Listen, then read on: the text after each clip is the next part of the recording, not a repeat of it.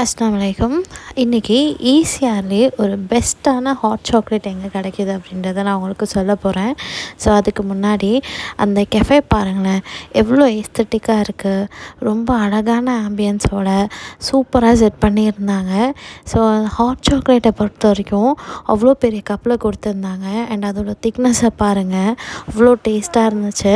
But கொஞ்சம் expensive side தான். But நல்ல டேஸ்ட்டாகவும் அதை ஹாட் சாக்லேட் எப்படி இருக்கணுமோ பக்காவாக இருந்துச்சு.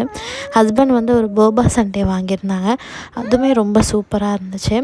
அந்த கெஃபேவே வந்து ஃபுல்லாக ஒவ்வொரு ஊரோட ஸ்பெஷாலிட்டியும் ஃப்ரேம் பண்ணி போட்டிருந்தாங்க, அதுவுமே ரொம்ப யூனிக்காக இருந்துச்சு.